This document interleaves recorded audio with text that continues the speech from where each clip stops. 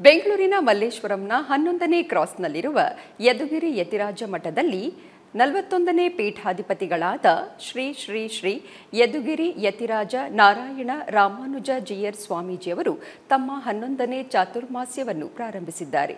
ಈ ಚಾತುರ್ಮಾಸ್ಯದ ಕುರಿತಾಗಿ ಅವರು ಎಸ್ವಿಬಿಸಿಯೊಂದಿಗೆ ಮಾತನಾಡಿದರು. ಶ್ರೀಮತಿ ರಾಮಾನುಜಾಯ ನಮಃ. ಇಡೀ ಜಗತ್ತಿನಲ್ಲಿರುವಂತಹ ಶ್ರೀ ವೆಂಕಟೇಶ್ವರ ಭಕ್ತಿ ಚಾನಲಿನ ಎಲ್ಲ ವೀಕ್ಷಕರಿಗೆ ಗುರುಪೂರ್ಣಿಮೆಯ ಹಾರ್ದಿಕವಾದಂಥ ಅಭಿನಂದನೆಗಳು. ಇದು ಒಂದು ರೀತಿ ಪರ್ವಕಾಲ. ಇದು ವ್ಯಾಸ ಮಹರ್ಷಿಗಳ ಅವತಾರವಾದಂತಹ ಕಾಲ. ಇವತ್ತು ವ್ಯಾಸ ಪೂರ್ಣಿಮೆ, ಅದು ಗುರುಪೂರ್ಣಿಮೆ. ವ್ಯಾಸಾಯ ವಿಷ್ಣುರೂಪಾಯ ವ್ಯಾಸರೂಪಾಯ ವಿಷ್ಣವೇ ಅಂತ ಭಗವಂತನ ಇನ್ನೊಂದು ಅವತಾರ ವ್ಯಾಸ ಮಹರ್ಷಿಗಳು. ಅಂತಹ ವ್ಯಾಸರ ಶುಭ ನಾಮಾಂಕಿತದಲ್ಲಿ ಈ ವ್ಯಾಸ ಪೂರ್ಣಿಮೆಯನ್ನು, ಗುರುಪೂರ್ಣಿಮೆಯನ್ನು ನಾವು ಆಚರಣೆ ಮಾಡ್ತಾಯಿದ್ದೀವಿ.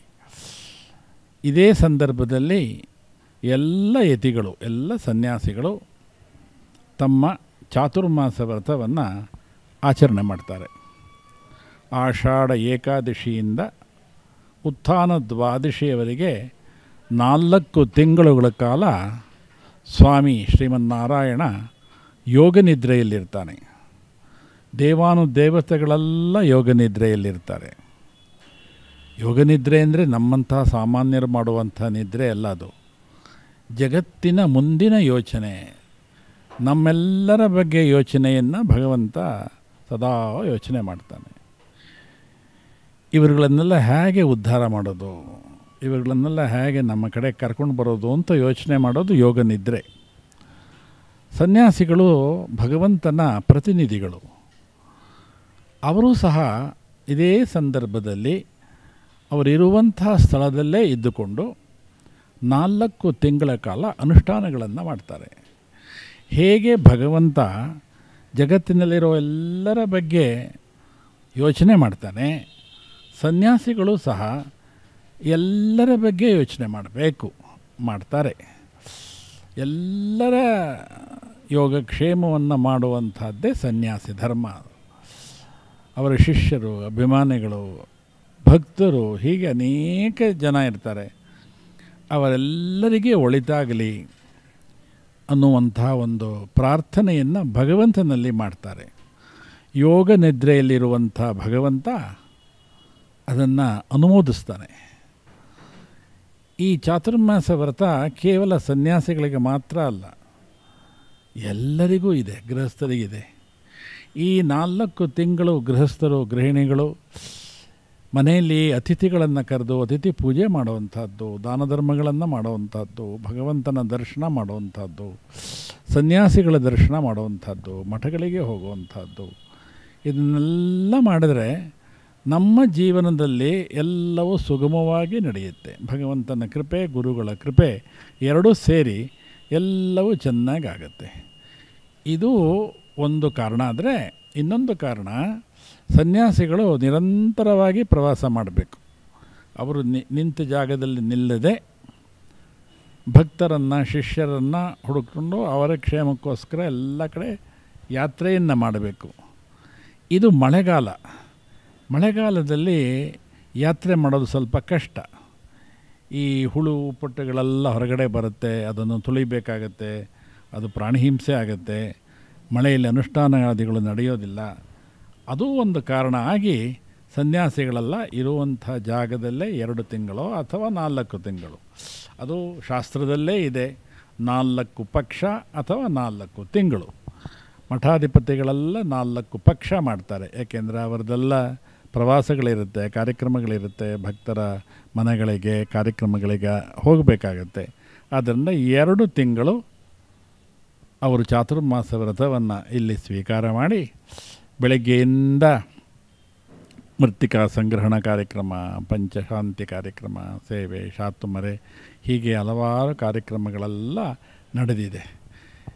ನಾವು ಮಾಡುವಂತಹ, ಸನ್ಯಾಸಿಗಳು ಮಾಡುವಂತಹ ಎಲ್ಲ ಕ್ರಿಯೆಗಳು ಲೋಕಕ್ಷೇಮಕ್ಕೋಸ್ಕರ, ಭಕ್ತರ ಕ್ಷೇಮಕ್ಕೋಸ್ಕರ.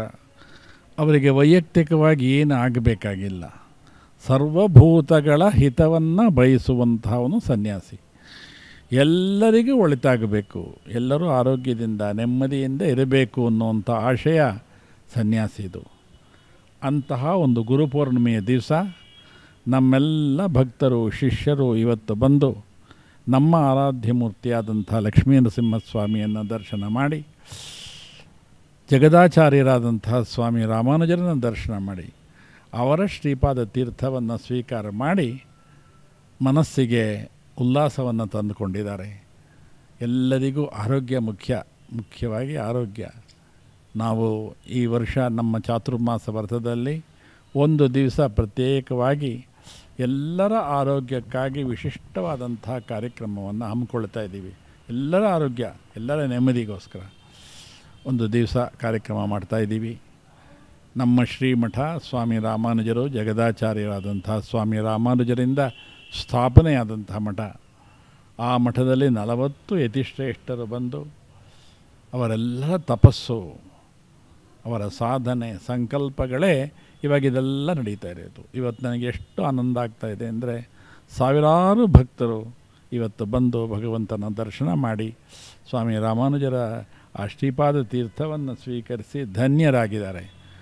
ಅವರೆಲ್ಲರ ಸಂತೋಷವೇ ನಮ್ಮ ಸಂತೋಷ. ಅವರಿಗೆಲ್ಲ ಸಂತೋಷ ಆಗಿದೆ. ಭಗವಂತನ ಪ್ರಸಾದವನ್ನು ಸ್ವೀಕಾರ ಮಾಡಿದ್ದಾರೆ. ನಾವು ಹುಡ್ಕೊಂಡು ಹೋಗಿ ಭಕ್ತರಿಗೆಲ್ಲ ಆಶೀರ್ವಾದ ಮಾಡ್ತೀವಿ.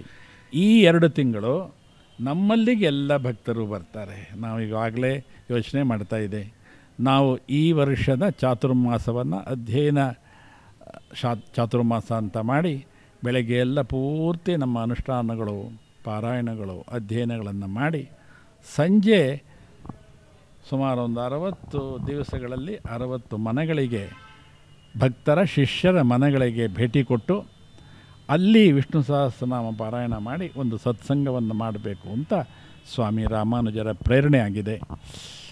SVBC ಚಾನಲ್ ಜಗತ್ತಿನಾದ್ಯಂತ ಆಧ್ಯಾತ್ಮ ಪ್ರಪಂಚದಲ್ಲಿ ಬೆಳಗ್ತಾ ಇದೆ.